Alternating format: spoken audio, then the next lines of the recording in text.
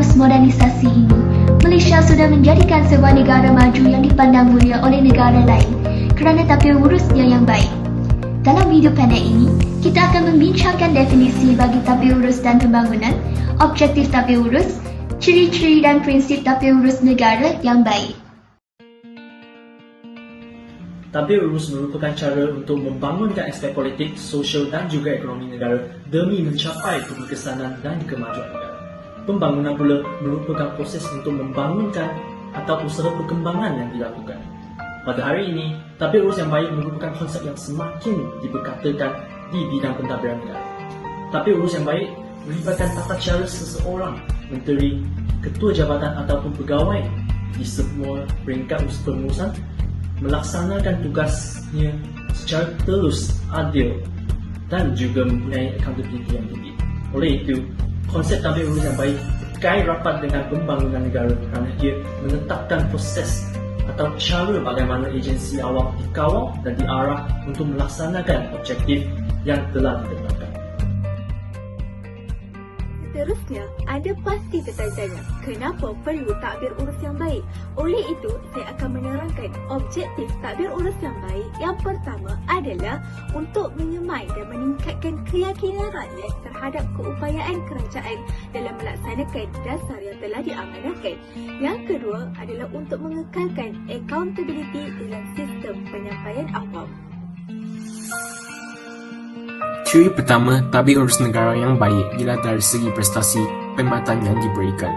Perkhidmatan yang diberikan mesti cekap, efisien dan efektif.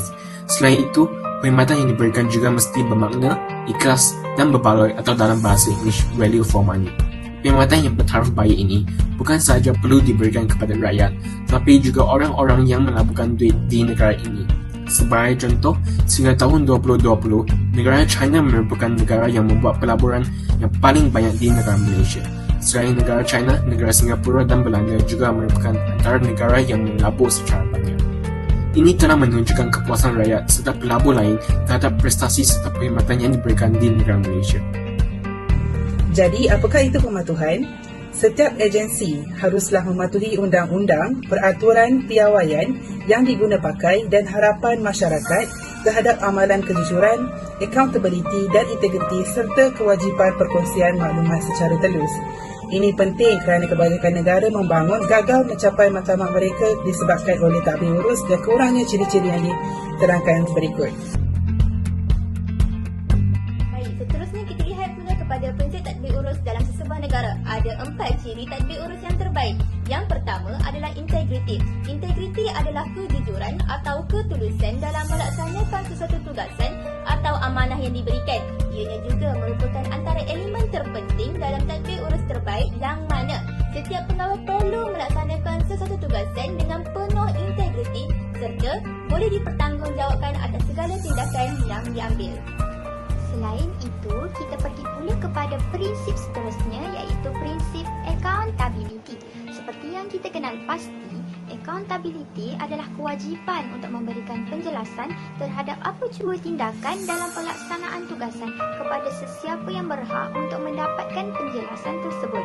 Begitu juga dengan sifat tanggungjawab kepada seseorang atau terhadap sesuatu tindakan, keputusan serta bersedia memberikan penjelasan dan justifikasi yang diperlukan.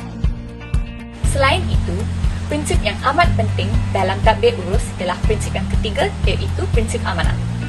Amanah merupakan pelaksanaan sesebuah tanggungjawab yang diamanahkan secara jujur dan adil. Prinsip tersebut memainkan peranan yang besar dalam menimbulkan kepercayaan dan keyakinan orang lain terhadap tadbir urus. Semua pihak bertanggungjawab dalam melaksanakan tanggungjawab mereka secara amanah agar pertelingkahan dan perasaan tidak saksama dapat dielakkan. Yang keempat ialah prinsip ketulusan. Prinsip ini menitik beratkan ketulusan dalam perkongsian maklumat kepada pihak yang berkepentingan supaya proses kerja lebih jelas dan mudah difahami. Itu sahaja daripada kami. Terima kasih.